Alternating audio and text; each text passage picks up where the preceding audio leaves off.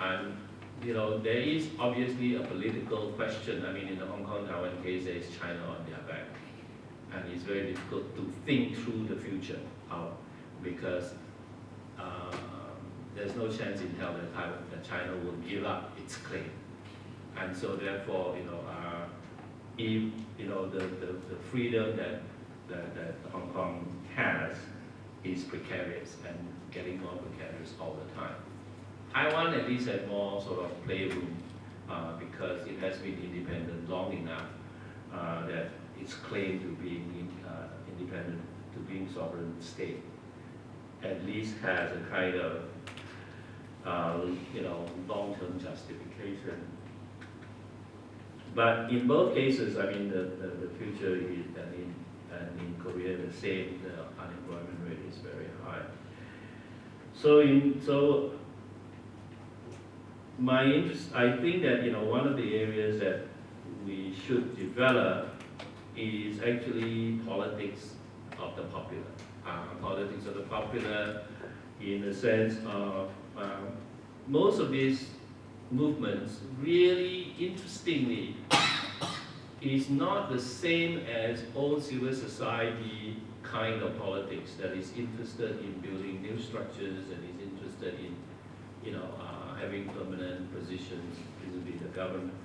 Most of these movements really are quite fed up with institutionalized politics and really has no interest in replacing the institutional politicians with themselves. Although, as it evolved, I mean, there's a few young radicals in Hong Kong who got themselves elected. But even that was, election to actually disrupt institutional politics. So the faith in institutional politics is actually dwindling. So, but there is, so given that is the case, so the alternative is really very much kind of direct democracy of the street. So the Occupy, to a certain extent, all these massive Occupy movements, including as I said, the Korean instance, and in Malaysia, the Bersih demonstrations. They tend to be much more, they're not entirely spontaneous events, because obviously such demonstration needs a lot of organizing work. But in addition to the organizing work, there is actually a very spontaneous element to it, which is largely made possible by social media. And and because there's no real, one of the problems is because there's no real interest in occupying established institutional structures, is that very often this kind of mass demonstration doesn't know how to wind down.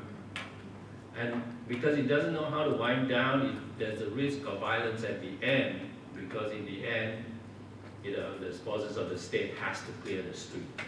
And when they do that, then there's this sort of violence that goes. I mean, the most interesting thing is, because also very often this kind of mass demonstration has more than one target. It's not just a fixed target. I mean, different people come out for different reasons of their own sometimes, and so there are different targets, and the targets are sort of relatively soft at that level. And I mean, so if you think of the umbrella movement, actually people calling for independent Hong Kong, I mean, that's a really difficult, I mean, it's not going to happen. So how are you going to declare victory and go home? I mean, that's the whole, the difficulties of folding up. The interesting, the one particular case that actually successfully did that was the Sunflower movement in Taiwan, in which they specifically protested against the opening up of the service sector to Chinese capital investment. And then when the legislative council say, okay, they would renegotiate, they would withdraw the agreement and renegotiate, then they can all go home and say, okay, we did what we did and we were victorious. But that's the difficulty. So I think at the level of political sociology, political culture, this kind of mass this kind of mass activity has a lot of intricate elements that can be investigated, that needs to be investigated. Of course, I mean, there's always obviously a lot